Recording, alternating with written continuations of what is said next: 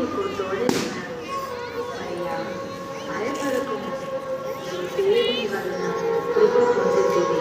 ఇదిగో నీవు గర్భము ధరించి కుమారుని కని ఆయనకు యేసు అని పేరు పెట్టుదువు. ఆయన గొప్పవాడే, సర్వోన్నతుని కుమారుడనబడును. నేను పురుషుని ఎరుగని దానిని, ఇది ఎలాగ జరుగును? పరిశుద్ధాత్మ నీ మీదికి వచ్చును, సర్వోన్నతుని శక్తి నిన్ను కమ్ముకొను గనుక పుట్టబోవు శిశువు పరిశుద్ధుడై దేవుని కుమారుడనబడును. ప్రభు దాసురాలు, నీ మాట చెప్పున నాకు జరుగును గాక. శ్రీమంతుడైండి ఆమెను అవమానపరచడం లేక రహస్యముగా ఆమెను విడనాడని ఉద్దేశించింది. అతడు ఈ సంగతులను గురించి ఆలోచన చేయుచుండగా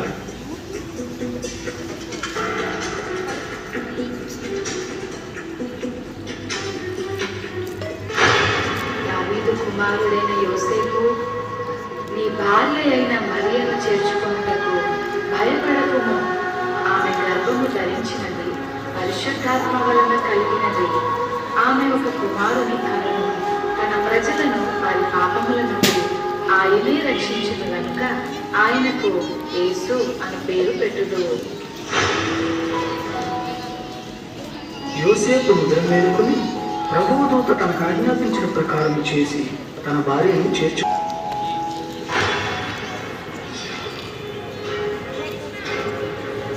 ఇందుమూలమున 50 మంది ప్రజలకు తెలియజేయమనగా ప్రజల సంఖ్య రాయవల్లని కైసర్ ఆగస్టు నిర్ణయించడం వల్ల ప్రజలంతా తమ తమ స్వగ్రామాలకు వెళ్ళి ప్రజా సంఖ్య రాయించుకోవాల్సిందిగా తెలియజేయడమైన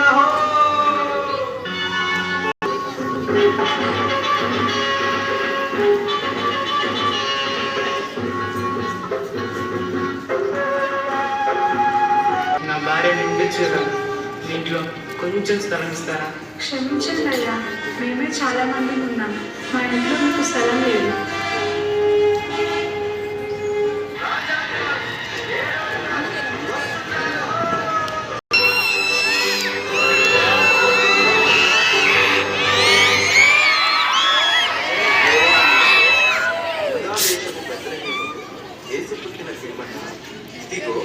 రాజుగా పుట్టినవాడు ఎక్కడ? తూర్పు దిక్కున మేము ఆయన నక్షత్రమును చూచి ఆయనను పూజింపవచ్చుతిమి. చిత్తం మహాప్రభు. క్రీస్తు ఎక్కడ పుట్టును?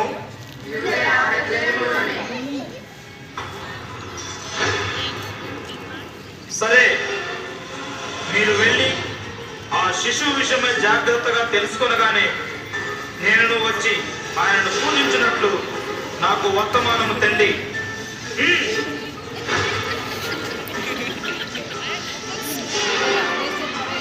ఓటమి ఎరుగని హెరోదు రాజును మరి ఒక రాజును పూజించడమా? అసంభవం.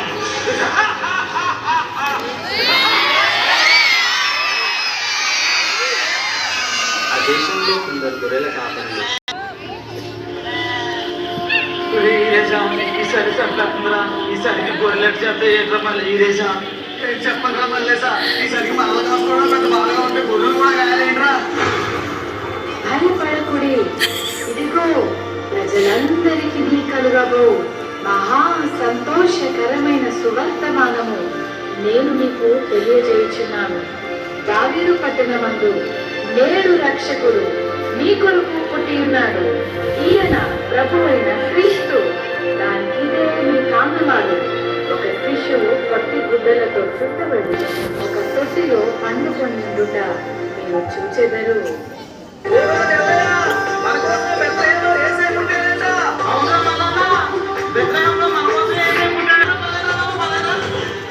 వీళ్ళంతా ఎక్కడికి వెళ్తున్నారు? అదే నాన్న, బెత్లెహేంలో మా రక్షకుడైన యేసయ్య పుట్టాడంట. అమ్మా అమ్మా, ఆ యేసయ్య నాకు చూపించవా?